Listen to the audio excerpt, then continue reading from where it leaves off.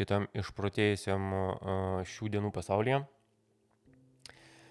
kai pasigilinus atrodo, kad viskas, kas gali eiti iš proto, eina iš proto ir rezultatas neaiškus. Baisu, ne? Man kartais būna baisu.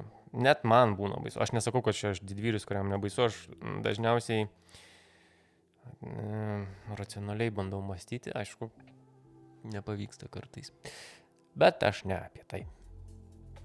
Norėčiau pakalbėti apie žmonių tipą, kurie labai mėgsta visokius saviugdos kursus, eiti saviugdos knygas, skaityti saviugdos podcastus, žiūrėti ir dar kartą kursus psichologijos podcastus žiūrėti ir nichuja, bled, nieko savo nepritaikyti. Ta prasme, kam tu gaišti tada laiką? Kam tu gaišti laiką, geri tą informaciją ir pats geriausias bandymų laukas esi tu pats.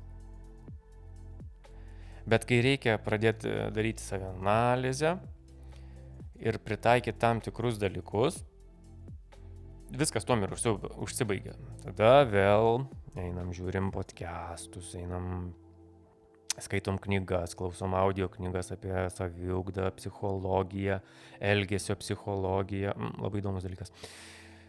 Ir vėl nifiga načiort nieko nepritaikom savo. Aš niekaip nesuprantu tų dalykų. Jeigu, tai tas pats kaip kažką tais mokintis, tarkim, tai yra saviugda, jo? Mes mokomos patys. Tai tu mokiniesi, bandai suprasti ir kai darai mini egzaminą ir tu pats esi tas egzaminas, tu nieko absoliučiai neperformini, nieko. Ir po to sėdi susiraukęs ir kaip viskas yra blogai, kodėl aš esu toks. Ir tada eina gerai, jeigu nueina pas specialistą. Prieš einant pas specialistą dar, žinoma, galima ir bandyti pačiam susitvarkyti. Bet, aš nesuprantu, aš nežinau, kaip čia gražiai įsireikšti apie tos dalykus.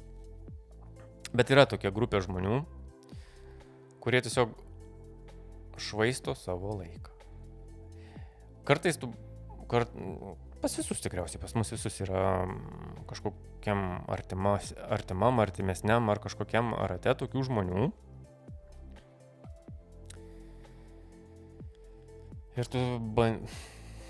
tu bandai paaiškinti jiems. Ta prasme, ne tai, kad pasakyti, kaip jiems gyventi, bet tiesiog pabrėži, kad taip gal yra.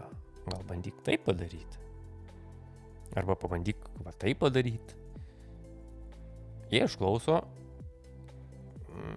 nusiramina ir vėl praeina kažkiek tais laiko ir jiems tada būna tas vėl žemumatas, nes mūsų gyvenimas susideda iš up and down. Ir kai jie būna toj žemutinėje fazėje, vietoj to, kad jie energiją tą, ką jie ten prisižiūrėjo tuos podcastus, kur vieni yra tikrai geri, kiti yra iš viso šūdo gabalas. Beje, Lietuvoje pažiūrėjus lietuvišką podcastą, o lietuvišką turinį, man atrodo, kad tuoj ir kačiukai su šuniukais pradės savo Lietuvoje podcastus daryti, nes labai jau anot yra aфигенно ir įdomu turėti podcastą. Ir šnekėti šūdus. Aš kažkai pažiūrėjau, kada aš savo šitą šūdo, projektą, kanalą užregistravau prieš 5 metus. Ne prieš 5, rudenį bus 5 metai. Ir niekam neįdomu. Ir gerai. Jeigu tavo snukis yra biškelį žinomesnis, tai tu pririnksi tų peržiūrų, tenais šūdas žino, iš kur tų subscriberių atsiras ir taip toliau. Bet aš jau pamečiau mintį, apie ką noriu sakyti. Žodžiu, žiūriu tos visus, nes dabar visi turi nuomonę ir visi žino, ką pasakyti, žino, ką reikia pasakyti. Kas tik netingi. Ir aš kažkada, man atrodo, jau esu pasakojęs, kažkada, aš čia biškelių nušokau nuo tos minties, kažkada pasakojau gal čia, ar gal kažkam, tais, kad kažkada man atėjo tokia mintis, kad visi tie, kas dabar daro tos visus lietuviškus podcastus, jie lojo ir lojo, kokia televizija yra šudina, kaip ten nieko gero. Jūs visi padarėt lietuvišką YouTube'ą, tą pačią šūdiną televiziją, nes dabar pilno šūdų, yra gerų dalykų ir pilna šūdų daugiau. Ir toliau jūs tą šūdą gaminat. Tai tas šūdas, kas buvo televizijoje, persikelia į internetinę erdvę ir jūs esate to šūdo dalis. Tai tiek to. Žodžiu prisižiūri visų tų podcastų ir galvoja, kad dabar jie tai tikrai susitvarkys su savim. Ir jiems nepavyksta susitvarkyti su savim, nes kažkodėl nepavyksta. Mano gyvenime buvo ir bus dar tų sunkių akimirkų. Aš buvau radęs būdą, kaip man padėjo susitvarkyti su bloga savijauta. Aš tiesiog pradėjau labai daug vaikščioti, tai prasme, po gamtą. Gali skambėti labai klišiškai, bet tas padėjo. Truko mėnesį laiko, kad aš pradėčiau pastebėti pokyčius, nes reikia tikriausiai smegenim kažkurį laiko tarpą biškelį konkuliuoti kitokiu ritmu, matyti kitokius dalykus, kad smegenis pradėtų galvoti, kad mes galim ir apie šitą mąstyti, ne tik apie tai, kai tau yra blogai, koks tu esi auka ir panašiai. Nežinau, moralas tai yra tas, kad žiūrėkit jūs tūkstančius ir lietuviškų, ir nelietuviškų visokių saviugdos projektų, podcastų, laidų.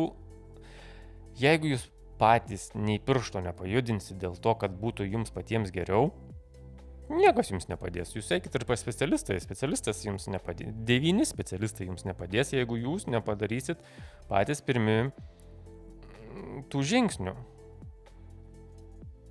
Ir reikia, ypač kai yra kažkas blogoj savijautai, dauguma žmonių dar įeina į tą aukos fazę.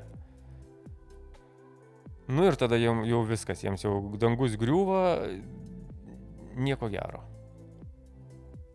O kad patiems subinė pajudinti, išeiti iš tos būsenos, tai vėl nežino. Labai pametu mintis, kai aš kalbu į mikrofono vieną, bet galvoju apie kitą, nes kažkaip tais... Tiesą sakant, man irgi šiuo metu nėra pats geriausias momentas psichologiškai. Ir daug dalykų ant smegeninės sėdi. Beje, ir dabar, kadangi man irgi yra blogas momentas, tai aš tada užsiimsiu tuo, ką aš anksčiau dariau, kaip aš tave pagydžiau. Tai aš eisiu vėl pradėsiu vaikščioti, nes buvau biškelį aptingęs. Tiesiog užsiimti kažkokią veiklą, daryti kažką tais ir viskas. Nežinau, kaip pavyks sulipdyti viską tą kratalą minčių, ką aš čia dabar bandau jums pasakyti.